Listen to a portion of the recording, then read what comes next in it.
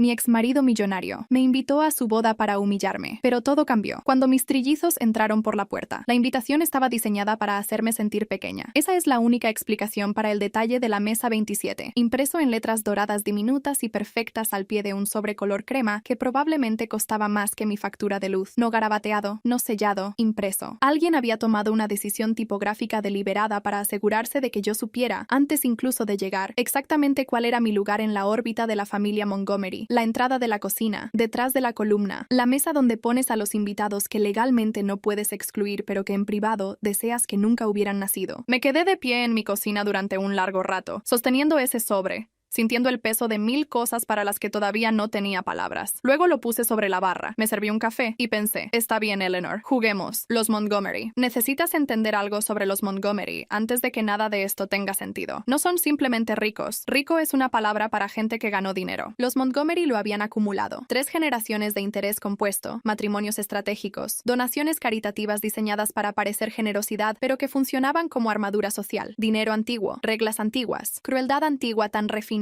que había dejado de parecer crueldad por completo y había empezado a parecer buen gusto. Eleanor Winslow Montgomery era la arquitecta de todo eso. Se casó dentro de la familia a los 22 años y pasó los siguientes 40 construyendo una reputación tan blindada que el establecimiento cultural de Chicago no podía ni estornudar sin su aprobación. Presidía juntas directivas. Dotaba de fondos salas enteras del Instituto de Arte. Tenía una sonrisa que podía cortar vidrio y un apretón de manos que se sentía como un contrato legal. Cuando te invitaba a algún lado, ibas. Cuando te excluía, desaparecías. Yo no había sido ni invitada ni excluida durante los primeros 2 años de mi matrimonio con su hijo. Había sido tolerada. Ethan Montgomery era el tipo de hombre sobre el que las mujeres escriben publicaciones de advertencia en retrospectiva. No porque fuera obviamente monstruoso. No lo era. Eso habría sido más fácil de dejar. Era encantador de esa manera específica y practicada en que la gente es encantadora cuando ha crecido observando a un maestro hacerlo. Decía las cosas correctas. Aparecía cuando importaba. Era lo bastante atento como para hacerte sentir vista y lo bastante distante como para que siempre sintieras que todavía te estabas ganando algo. Nos conocimos en una gala de recaudación de fondos para la Sinfónica de Chicago. Él estaba ahí porque los Montgomery tenían un palco. Yo estaba ahí porque trabajaba en cumplimiento normativo para la firma que auditaba el fondo patrimonial de la Sinfónica. Nos dimos la mano entre canapés y él me miró como si fuera algo que había estado buscando. Debería haberme preguntado qué exactamente estaba buscando. Salimos durante 8 meses. Nos casamos en 11. Mirando hacia atrás, entiendo el cronograma de otra manera ahora. Había urgencia en ello, aunque entonces no supe nombrarla. Necesitaba algo de mí que no era amor. Creo que era la apariencia de alguien que existía fuera de la maquinaria de su familia. Alguien real, a su lado, para probar que no era solo un heredero con traje. Yo tenía 29 años. Pensé que estaba enamorada. También era profunda y estructuralmente ingenua sobre en qué me estaba metiendo. Las grietas. Las grietas comenzaron en el segundo año. No exactamente con Ethan.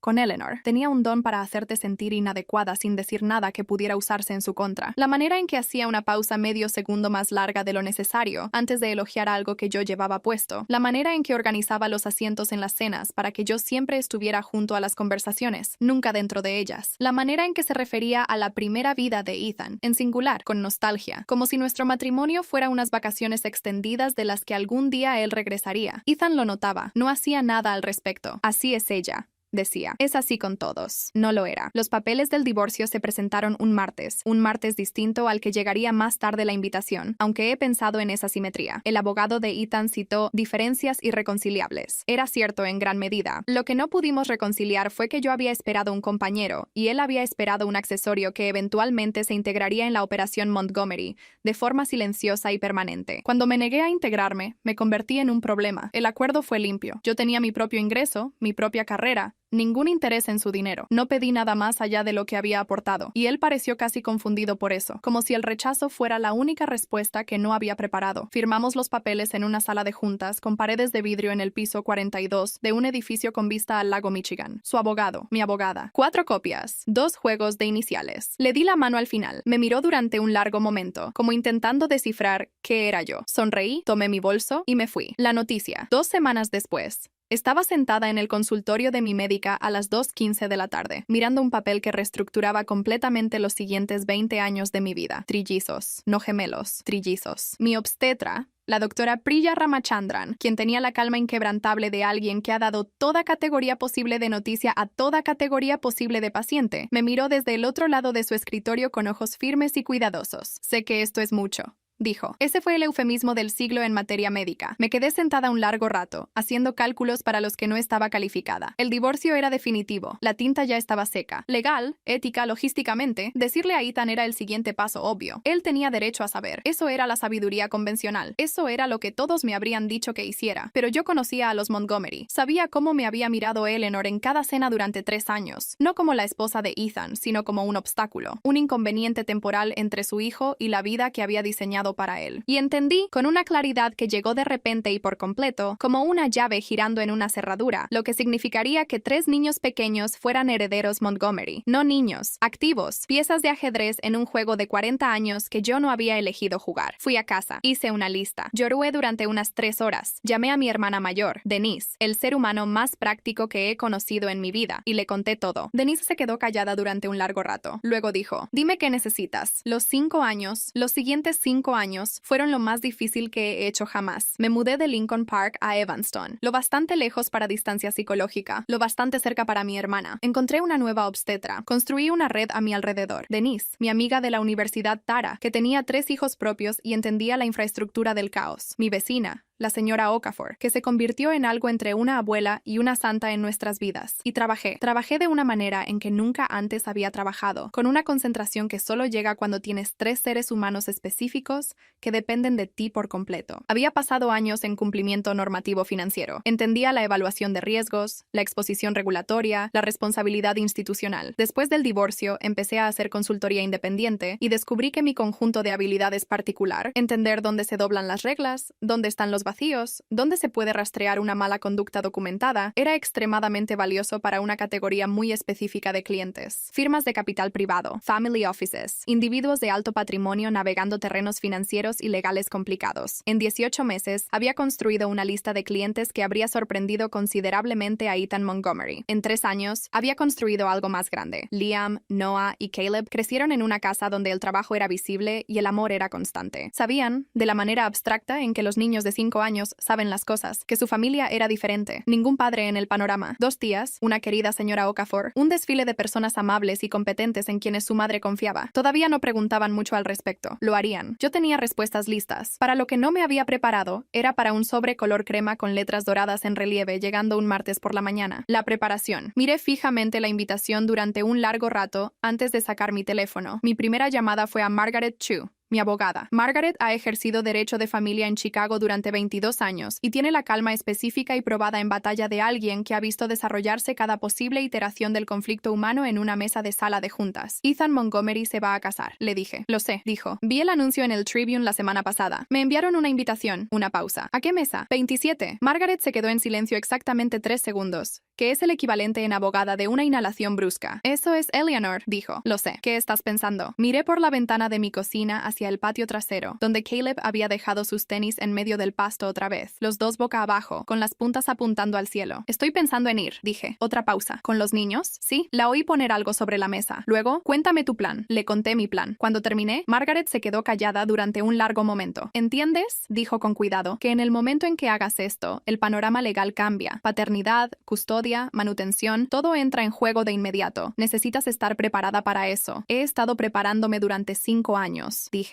Necesito que vengas a la oficina esta semana, dijo. Antes de la boda. Vamos a presentar documentación preventiva antes de que cruces esas puertas. Acepté. Lo que siguió fue la preparación legal más exhaustiva que jamás había emprendido para algo que, en la superficie, era simplemente asistir a una boda. Margaret contactó al Dr. James Whitmore, un especialista forense en documentos que usaba regularmente para litigios familiares complejos, para establecer los registros de nacimiento de los niños, la documentación de ADN y un cronograma certificado de los eventos relevantes desde la presentación del divorcio. También contactó a la doctora Anita Patel, una psicóloga infantil que había asesorado en docenas de casos de custodia de alto conflicto, para proporcionar una evaluación preliminar del bienestar y la estabilidad de los niños bajo mi cuidado exclusivo, documentación que importaría enormemente en cualquier procedimiento posterior. Estamos construyendo una fortaleza, me dijo Margaret el jueves por la tarde, deslizando un expediente sobre su escritorio, antes de que siquiera sepan que están bajo asedio. Leí cada página. Luego pedí 3 smokines a medida en talla infantil y solicité que estuvieran listos listos para el viernes. La noche antes. No dormí mucho el jueves por la noche. No exactamente de miedo. El miedo es informe. Lo que sentía tenía bordes. La ansiedad específica y precisa de alguien que ha pensado en cada contingencia y ahora simplemente está esperando que llegue el momento. Me quedé acostada en la oscuridad, escuchando 3 pequeñas respiraciones a través del monitor de bebé, que todavía guardaba por costumbre, pensando en Eleanor Montgomery. Pensé en las cenas donde me habían sentado en el borde, los eventos de caridad donde me había presentado a la gente con una pausa leve, apenas perceptible, antes de decir mi nombre, como si todavía estuviera decidiendo si reconocerme siquiera. La manera en que me había mirado el día que Ethan y yo anunciamos nuestro compromiso, no con hostilidad sino con algo más frío, la expresión educada y resignada de alguien que acepta un inconveniente menor que está segura se resolverá eventualmente. Había tenido razón en que se resolvería. Había estado catastróficamente equivocada sobre cómo. Me quedé dormida alrededor de las 3 a.m. y me despertó Liam cuando se subió a mi cama a las 6:47 y me dijo, muy serio, que Noah se había comido algo del piso y podría haber sido un bicho. No había sido un bicho, era una pasita. Esto era lo que se veía mi vida. Esto era lo que me habrían quitado. El camino. El trayecto a la mansión Montgomery tomó 40 minutos por el tráfico del norte de los suburbios. Los niños estuvieron extraordinarios esa mañana, lo cual me sorprendió, porque tenían 5 años y el control de impulsos colectivo de un pequeño y entusiasta desastre natural. Pero algo sobre los smokines había registrado como significativo. Se sentaron en el asiento de atrás con sus chaquetas negras idénticas con una energía solemne e importante, como si entendieran a algún nivel sin palabras que este día era diferente. Liam tenía la frente contra la ventana, viendo cambiar los vecindarios mientras avanzábamos hacia el norte. «Mamá, ¿todas estas son casas de una sola familia?» «No, cariño, solo una casa a la que vamos». «¿Es así de grande?» Encontré sus ojos en el espejo retrovisor. «Sí», dije, «es así de grande». Noah estaba ajustándose la corbata con el esfuerzo concentrado de alguien desactivando un artefacto. «¿La familia es amable?» Pensé en cómo responder eso. Algunas personas, dije con cuidado, están más cómodas cuando las cosas son de cierta manera, y cuando las cosas no son así, se confunden. Noah consideró esto. ¿Como cuando a Caleb se le rompen las galletas? Exactamente así. Caleb, que había estado sospechosamente callado, eligió este momento para anunciar, «Mis zapatos están apretados». «Te quedan perfectos, campeón». «Están apretados por dentro». Eso se llama usar zapatos. Se veía traicionado. La llegada. Llegamos a la mansión Montgomery a las 2:20 p.m. Las puertas estaban abiertas. Un ballet dirigía los autos con eficiencia practicada. Los invitados se movían en grupos por el camino de piedra hacia la casa principal, vestidos con los cuidadosos y costosos tonos neutros de la gente que entiende que este es el evento de Eleanor Montgomery, y que uno no lleva nada que pueda competir. Yo llevaba Borgoña, no exactamente una declaración, pero tampoco nada. Le entregué el auto al ballet, y me quedé un momento al pie del camino, observando a la multitud, orientándome. El cuarteto de cuerdas ya tocaba cerca del jardín este, rosas blancas absolutamente en todas partes, el tipo de exceso floral que parece sin esfuerzo y cuesta una cantidad extraordinaria producir. Respiré. Luego me di vuelta hacia el auto, abrí la puerta trasera y extendí la mano. Liam salió primero, enderezando su chaqueta cantidad extraordinaria producir. Respiré. Luego me di vuelta hacia el auto.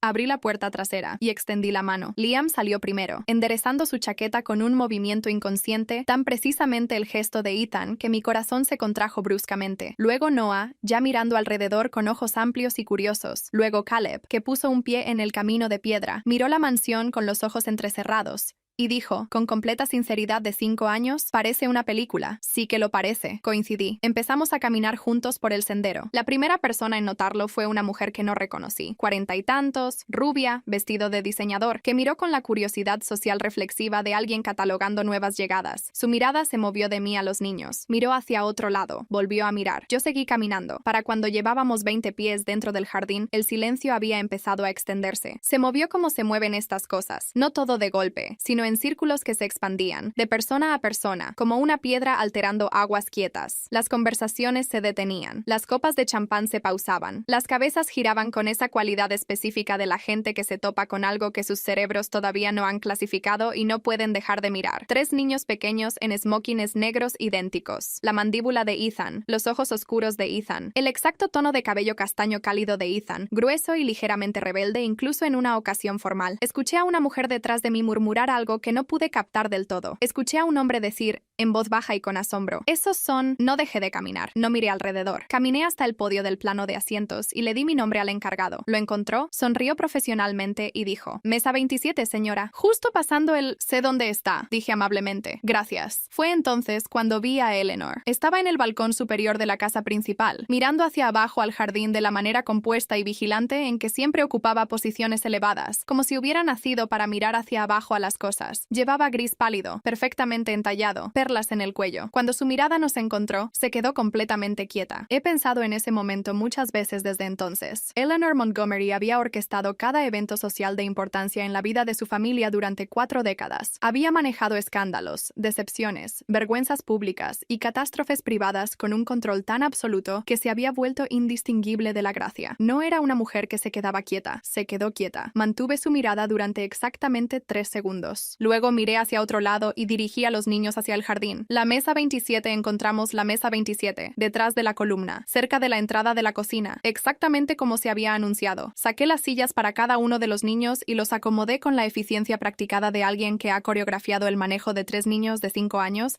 a través de cientos de situaciones complicadas. Les serví agua. Confirmé que la mesa tuviera los bocadillos aprobados que había solicitado de antemano a través del salón. Repasé sus instrucciones por tercera vez. Voces bajas, quedarse sentados, tocar la mano de mamá si algo estaba mal. Caleb quería saber si habría pastel. En la recepción, más tarde. ¿Cuánto después? Después de la parte de la boda, lo pensó. ¿Cuánto dura la parte de la boda? No mucho. ¿Prometido? Caleb. Ok. Alrededor de nosotros continuaba la energía previa a la ceremonia. Invitados encontrando asientos, se distribuían los programas, el cuarteto de cuerdas pasaba a algo más suave y formal. Algunas personas de mesas cercanas se habían dado vuelta a mirarnos con la intensidad apenas disimulada de gente fingiendo que no estaba mirando. Los ignoré. Mi teléfono, en mi cartera, vibró. No lo revisé. Vibró otra vez. Luego una tercera vez, en rápida sucesión. Mantuve los ojos en mis hijos. Una mujer se acercó a la mesa, 30 y tantos, con postura profesional, claramente personal, pero vestida de civil. Se inclinó con una sonrisa practicada y de disculpa. Disculpe, dijo en voz baja. ¿Señora Reyes? Sí. El señor Hargrove, de la oficina de la familia, solicita una breve palabra con usted. Está cerca del este. Le agradezco, dije. Estaré feliz de hablar con el señor Hargrove después de la ceremonia. Por ahora estamos instalados, gracias. Su sonrisa no vaciló. La mía tampoco.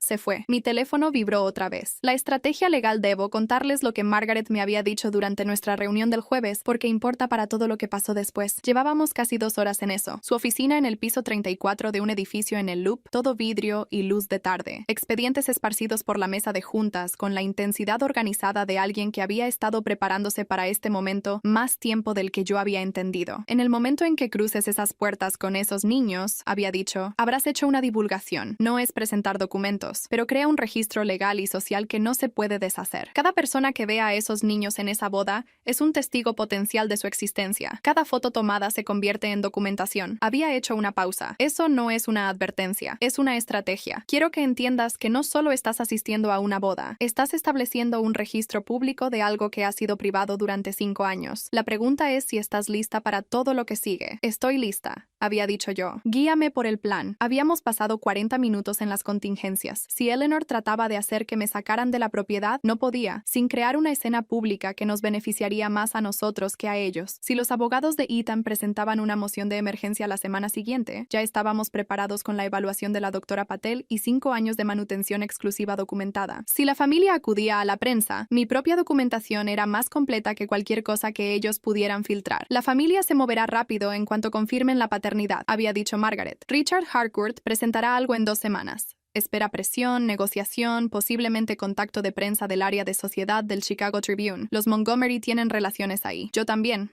dije. Había construido algunas de esas relaciones durante 3 años, acompañando a Ethan al tipo de eventos donde los reporteros se llamaban por su nombre de pila con los invitados. Margaret había asentido, tomando una nota. Desde un punto de vista puramente legal, tu posición es extraordinariamente fuerte. 5 años de manutención exclusiva documentada. Ambiente hogareño estable. Verificado por la evaluación escrita de la doctora Patel. Anexo A en cualquier procedimiento que siga. Independencia financiera. Sin antecedentes penales. sin problemas de sustancias, sin historial relevante de ningún tipo. Había levantado la vista del expediente. Y ellos, específicamente Eleanor, tienen un patrón documentado de exclusión social a lo largo de 3 años de tu matrimonio que puedo convertir en una narrativa de ambiente familiar hostil. Registros escritos, testimonios, el plano de asientos de cada evento Montgomery al que asististe, mostrando tu colocación consistente en mesas periféricas. La había mirado fijamente. ¿Has estado construyendo esto?, dije, no una pregunta. Margaret casi había sonreído. No la sonrisa profesional pulida, sino algo más tranquilo y genuino. He estado construyendo esto desde el día en que firmaste esos papeles de divorcio, dijo. He hecho esto el tiempo suficiente para reconocer cuando alguien está demasiado compuesto para la situación en la que está. Saliste de esa sala de juntas sin un temblor y pensé, esta mujer no ha terminado. Quería estar lista para cuando dejaras de estar callada. Había cerrado el expediente. Hay una cosa más, dijo. Dime. James Whitmore, el especialista forense en documentos que uso para litigios familiares complejos, revisó la documentación de ADN y los registros de nacimiento. Preparó un cronograma forense certificado como anexo B y señaló algo que creo que deberías saber. Había hecho una pausa. La presentación del divorcio. El momento en que ocurrió. Se inició 3 semanas antes de que hubieras sabido que estabas embarazada. Sí, dije. Lo que estoy diciendo es que esto no puede enmarcarse, por ningún abogado, como una retención estratégica de información que perjudicó a Ethan Montgomery. Supiste que estabas embarazada después de que el divorcio fuera definitivo. Punto final. El cronograma es hermético. Había mirado la mesa por un momento. Los expedientes esparcidos por ella. 5 años de documentación que alguien había estado manteniendo cuidadosa y profesionalmente en mi nombre. Gracias, dije, por todo esto. No me agradezcas todavía, dijo Margaret. Agradéceme después. La ceremonia. La ceremonia comenzó a las 3. Observé desde la mesa 27 con mis 3 hijos, que se comportaron mejor de lo que tenía derecho a esperar. Liam observaba con la atención seria y absorbente de un niño catalogando una nueva experiencia para referencia futura. Noah se apoyaba contra mi brazo. Caleb se comió aproximadamente 4 panecillos de la canasta de la mesa y no mostró ningún interés en el procedimiento. Ethan caminó por el pasillo con un traje que probablemente costaba más que mi primer auto. No había cambiado mucho, tal vez un poco más pulido. El tipo de refinamiento que llega de 5 años de infraestructura familiar completa y 0 responsabilidades de custodia. Su cabello era del mismo castaño cálido que el de sus hijos. Su mandíbula era la misma mandíbula. Sonreía su sonrisa practicada y perfecta a Caroline Hastings, quien era hermosa de la manera específica y aprobada de las mujeres que Eleanor Montgomery elegía para su hijo. No miró hacia la mesa 27, no al principio, pero durante el intercambio de anillos, algo en su visión periférica debió captarlo. Un pequeño movimiento. Caleb alcanzando otro panecillo, porque su mirada se desplazó. Encontró nuestra mesa. Me encontró. Encontró a 3 niños pequeños, en smokings negros sentados junto a su madre. Observé su rostro. Observé la secuencia precisa de microsegundos, confusión, reconocimiento, incredulidad, y luego algo que no era exactamente ninguna de esas cosas. Algo que se movió por él como una corriente y lo dejó parado muy quieto frente a un altar con un anillo a mitad de camino en el dedo de su prometida. Caroline lo notó. Le dijo algo en voz baja. Él parpadeó. Volvió a enfocarse. La ceremonia continuó, pero sus manos, noté, no estaban del todo firmes. La recepción. La recepción se llevó a cabo en el salón de baile principal, que era todo lo que se podría esperar, y más de lo que quería enfrentar. Mi teléfono había acumulado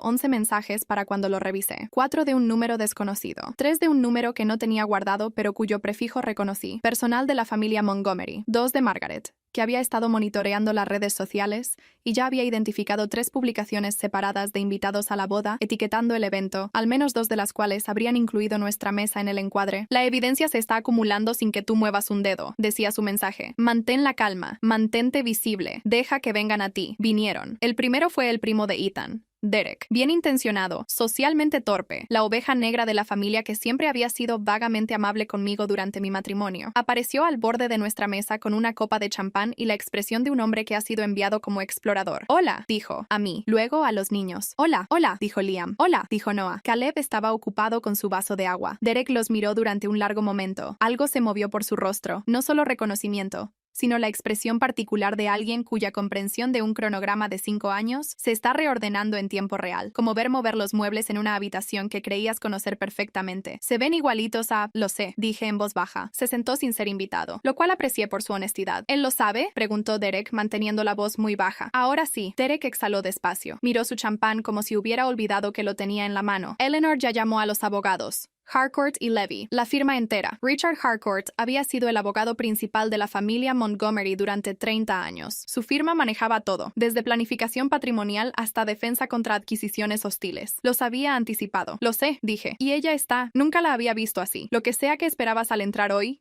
quiero que entiendas. Ella no está preparada, ofrecí. Desestabilizada, dijo. Nunca había visto a Eleanor Montgomery desestabilizada. Lo dijo de la manera en que dices algo que genuinamente ha cambiado tu comprensión de la física del mundo. Pensé en la manera en que se había visto desde el balcón, el agarre al barandal, la quietud completa. ¿Cómo estás tan tranquila?, preguntó Derek. Pensé en 5 años de 3 niños pequeños que necesitaban que yo fuera la tranquila. Las fiebres a medianoche y las lágrimas del primer día de preescolar. Y las 1000 emergencias ordinarias, donde la única opción era la firmeza, porque no había nadie más que pudiera ser firme. Práctica, dije. Derek miró a Liam, que había empezado a dibujar algo en la parte de atrás del programa de la boda con un bolígrafo que de alguna manera había conseguido. Miró a Noah, que se apoyaba contra mi brazo con el peso cómodo de un niño que confía por completo en dónde está. Miró a Caleb, que finalmente había abandonado el vaso de agua y ahora observaba al cuarteto de cuerdas con una fascinación intensa y técnica. Son buenos niños, dijo Derek, y había algo casi nostálgico en eso. Son niños excepcionales, dije. Han tenido que serlo, asintió despacio. Puso su champán abajo. Para lo que valga, dijo, lo siento, por la mesa, por todo esto. Es amable de tu parte, dije, y lo decía en serio. Se fue unos minutos después, y lo vi navegar de vuelta por el salón de baile hacia el grupo principal de la familia, con el andar levemente aturdido de alguien que acaba de dar una noticia que ni él mismo sabe cómo procesar. A nuestro alrededor, la recepción zumbaba. Algunos invitados de mesas cercanas habían abandonado la pretensión de no mirar y simplemente miraban, abiertamente, con la audacia suavizada por cócteles de gente que sabe que va a estar hablando de esto en cenas durante meses.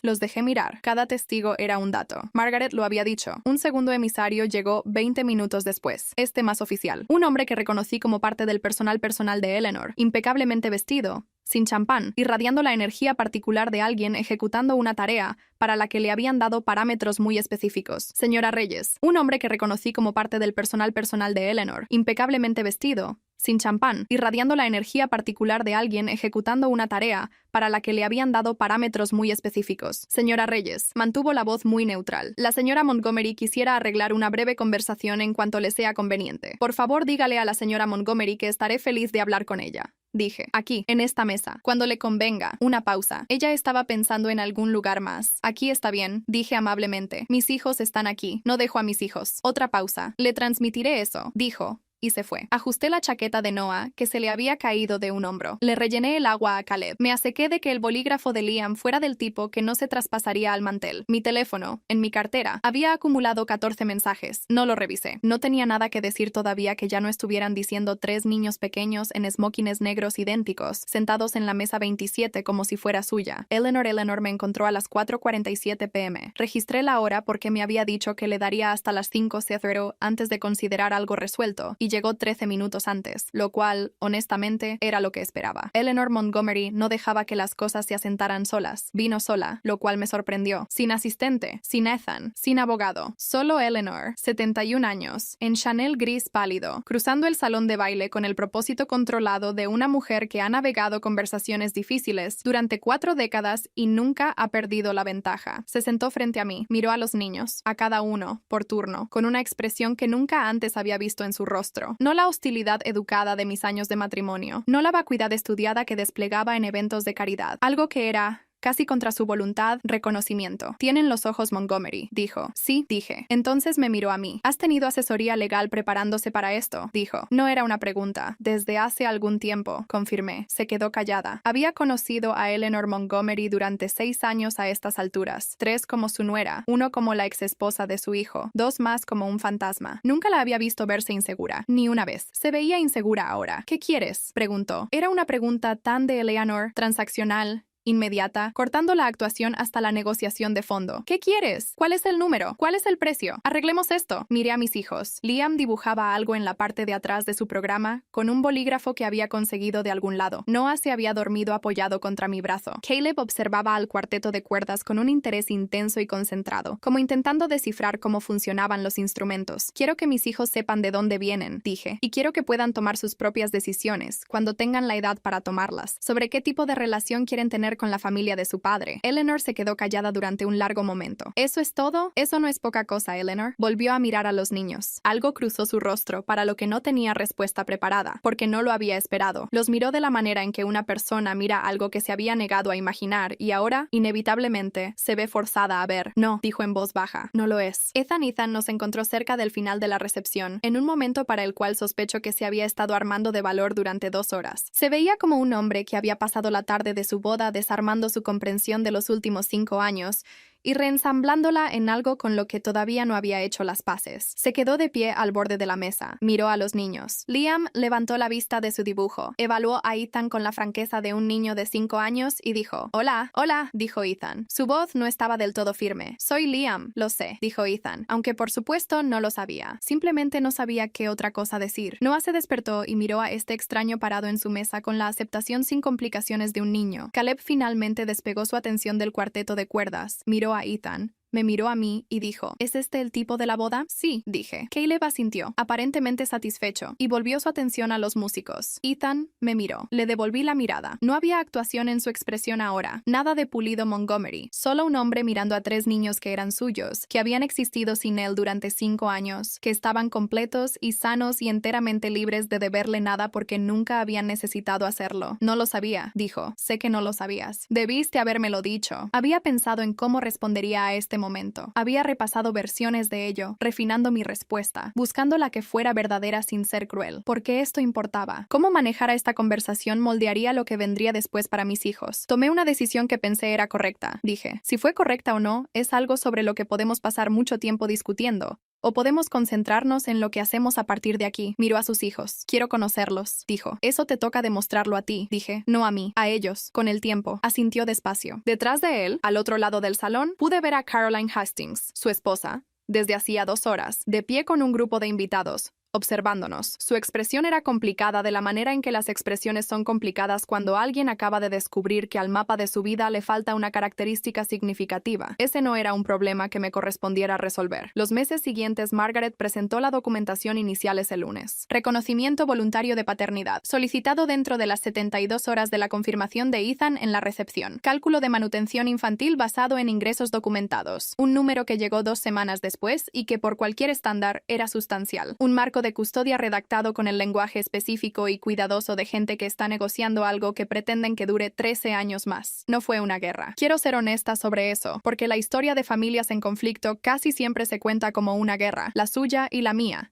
Ejércitos frente a una mesa. No lo fue. Fue complicado. Fue, a veces, insoportable. Requirió más paciencia de la que sabía que tenía. Pero Ethan, fuera lo que fuera nuestro matrimonio, fueran las decisiones que hubiera tomado en los años que estuvimos separados, apareció. De manera imperfecta, cautelosa, con la incomodidad específica de un hombre aprendiendo algo importante sobre sí mismo tarde. Pero apareció. Eleanor fue más difícil. Eleanor tardó 6 semanas en solicitar una reunión. No con sus abogados y los míos, sino directamente. Solo nosotras dos, en un restaurante de su elección, un martes por la tarde a finales de septiembre. Ya estaba sentada cuando llegué. Había pedido té. Se veía cada uno de sus 71 años, y más cansada de lo que jamás la había visto. Quiero estar en sus vidas, dijo sin preámbulos. Dime cómo te imaginas eso, dije. Lo que siguió fue una de las conversaciones más extrañas de mi vida. Eleanor Montgomery, quien había organizado el plano de asientos en la boda de su hijo, para asegurarse de que yo me sentara detrás de una columna cerca de la entrada de la cocina, diciéndome, con algo que se acercaba a la humildad, que quería conocer a sus nietos. Lo pensé durante un largo rato. No voy a fingir que los últimos 5 años fueron simples, dije. Y no voy a fingir que los años anteriores a ellos fueron simples tampoco. Tomaste decisiones sobre cómo tratarme. Yo tomé decisiones en respuesta a esas decisiones. Ambas tenemos cosas de las que responder. No discutió. Pero los niños, dije. Los niños no le deben nada a ninguna de las dos. Ellos decidirán qué relaciones quieren tener, con su padre, contigo, con quien resulte ser su familia. Entiendo. ¿Lo entiendes? Porque lo que necesito de ti, lo que mis hijos necesitan de ti, es que entiendas que ellos no son primero herederos Montgomery, son personas primero. Punto final. Eleanor me miró durante un largo momento. Eres más fuerte de lo que te daba crédito, dijo. Me diste 5 años para llegar ahí, dije. Casi sonrió. No la sonrisa social practicada. Algo más pequeño. Algo que sugería, si lo estaba leyendo correctamente, los comienzos de un respeto real. Ahora, 3 meses después, un domingo de noviembre, estaba sentada en mi cocina en Evanston mientras Liam, Noah y Caleb desayunaban en la mesa que había tenido desde antes de que nacieran. Liam explicaba extensamente por qué los dinosaurios eran mejores que los camiones. Noah comía sus huevos con el enfoque metódico de una personita que se toma en serio la nutrición. Caleb construía algo con pedazos de su pan tostado. Mi teléfono vibró en la barra. Un mensaje de Denise. ¿Cómo fue la primera visita? Preguntaba por el sábado. La primera visita supervisada de Ethan. Un parque. 2 horas. Yo presente durante la primera mitad, retirándome para la segunda. 3 niños acercándose acercándose a un extraño que era, técnicamente, su padre, con la flexibilidad abierta y sin complicaciones que tienen los niños antes de que el mundo les enseñe a ser cautelosos. Le respondí, mejor de lo que esperaba. Caleb habló todo el tiempo. Ethan no sabía qué hacer consigo mismo. Denise respondió con un emoji de risa. Luego, van a estar bien. Levanté la vista de mi teléfono hacia mis 3 niños. Liam, que iba a crecer y hacer preguntas difíciles y necesitar respuestas reales. Noah, que iba a ser reflexivo sobre todo y necesitar tiempo para procesar. Caleb, que en ese momento usaba su pan tostado para construir lo que parecía ser un pequeño castillo. Iban a estar bien. No porque la parte difícil hubiera terminado. La parte difícil, en muchos sentidos, apenas empezaba. 13 años más de horarios de custodia y eventos escolares y días festivos y toda la maquinaria complicada de una familia que no cabe en ninguna definición limpia. Pero iban a estar bien, porque ya habían estado bien, a través de todo, siempre. Yo me había asegurado de eso. El sobre color crema todavía estaba en un cajón por algún lado. No lo había tirado. No sabía por qué. Algunas cosas las guardas no porque sean buenas, sino porque son verdaderas. Porque marcan un momento que cambió la dirección de algo. Mesa 27. La mesa donde te ponen cuando quieren olvidar que te invitaron. La mesa desde donde resultó, había estado perfectamente posicionada para entrar, sin final limpio. No tengo un final limpio para ustedes. Así no funciona esto, en la vida real. No hay un discurso, no hay un momento triunfal donde Eleanor Montgomery lo admite todo públicamente, y la multitud jadea, y la justicia desciende como el clima. Lo que sí hay, 3 niños que ahora conocen a su padre, un marco legal que protege sus intereses, una abuela que está, cuidadosa e imperfectamente, tratando de aprender cómo amar algo que no puede controlar, y yo, todavía en Evanston, todavía haciendo el trabajo en el que soy buena, todavía despertándome a las 6:47 cuando alguien necesita reportar el estado de una posible pasita. Eleanor mandó una tarjeta para el cumpleaños de los niños en diciembre. 3 tarjetas separadas, en realidad, una para cada uno de ellos. Claramente había investigado. La de Liam tenía dinosaurios. La de Noah tenía un pequeño tren. La de Caleb estaba en blanco por dentro, excepto por una nota en su letra cuidadosa y precisa. Espero que sepas que ya eres impresionante. Se las mostré a los niños. Caleb estudió la suya durante un largo momento, con la expresión seria que pone cuando algo requiere consideración. Luego dijo, ¿puedo guardar esto? Claro que sí, dije. Es tuya. La dobló con cuidado y la metió en el bolsillo de su pijama, como un tesoro para el que todavía no tenía las palabras. Lo vi hacerlo, y algo en mi pecho se asentó. No en paz exactamente, porque la paz sugiere la ausencia de dificultad, y la dificultad no iba a ninguna parte, sino en algo sólido, algo que se había construido a lo largo de 5 años de decisiones imposibles, y noches sin dormir, y 3 pequeños seres humanos que necesitaban que yo fuera la tranquila. La invitación había sido diseñada para hacerme sentir pequeña. Ese siempre había sido todo el punto. Pero los Montgomery, con todas sus 3 generaciones de sabiduría acumulada y poder y certeza de dinero antiguo, habían cometido un error fundamental sobre mí. Habían asumido que pequeña era donde yo pretendía quedarme.